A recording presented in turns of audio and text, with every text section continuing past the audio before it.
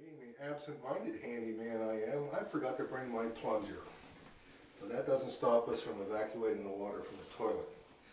We just have to basically sponge or wring out the water that's in there. We brought in a bucket, and we just basically now we're just going to, by using this, take the water out of the toilet. It takes a little longer this way. What a plunger does is puts air down in there and forces the water out through the U pipe that goes down into the sewer pipe.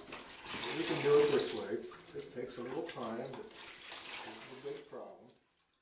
Now, you see that stain around the back of the toilet here? You see this? That's basically caused by the fact that that flapper kept leaking water. Alright? And what it did, since it went so slowly, it put a calcium line right down to where the water line was in the toilet.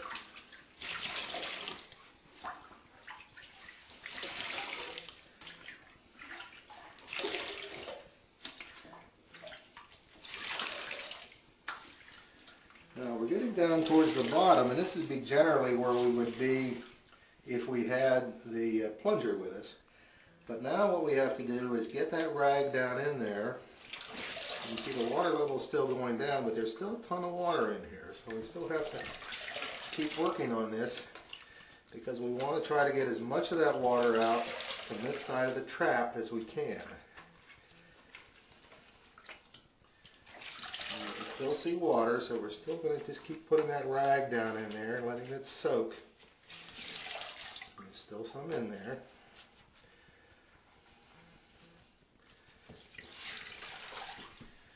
Still just a little pool.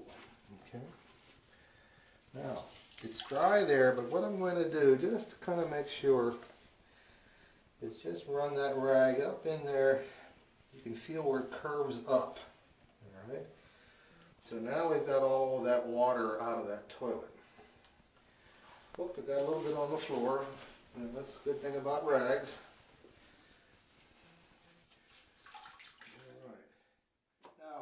The thing we have to do is, now we've got the water out of the toilet, is to unbolt it.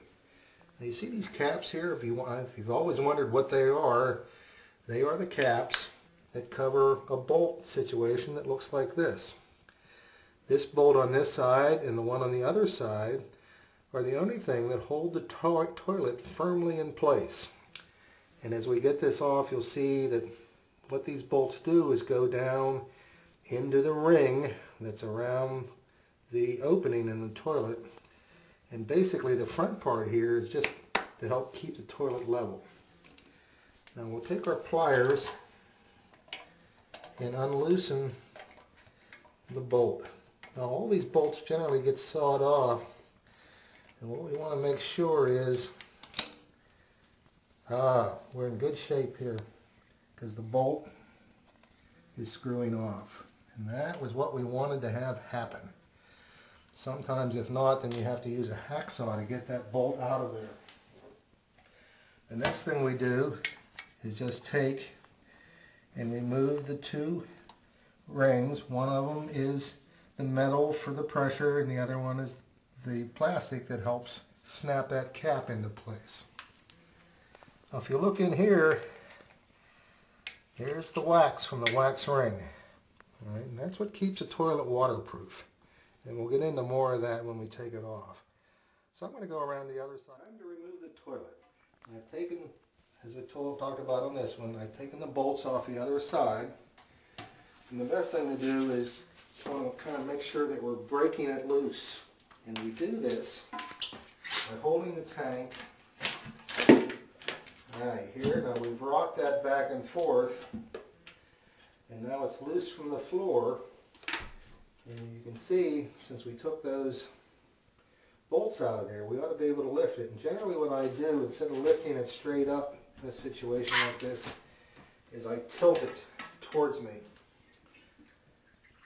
So we've got a little bit of water still. And we want to make sure we get it up and off the wax ring. Now, let's take a look down into the wax ring area. So we can kind of talk you through what is here. Alright, what is here is a wax ring that goes around and seals on the bottom. If I lift this toilet up, you can see the bottom of it here. You see the hole in here? See the hole? Now that hole and that wax ring are what let the water go right into the drain. Now in this instance, there's been a little bit of leaking, and that's what you see with this calcification here. So even though water wasn't coming out, we still weren't in the best position to keep it from draining, because if you look in the back of this drain, you see all this buildup of calcium in here.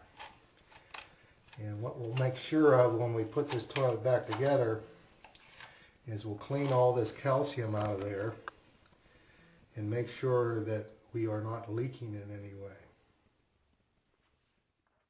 We bought a No Seep number 3 wax ring.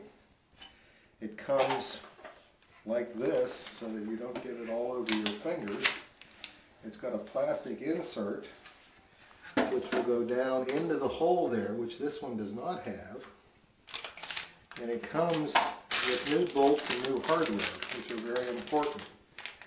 Now these bolts are brass, and you can see there's a little indentation. Let me pull one of these out a second.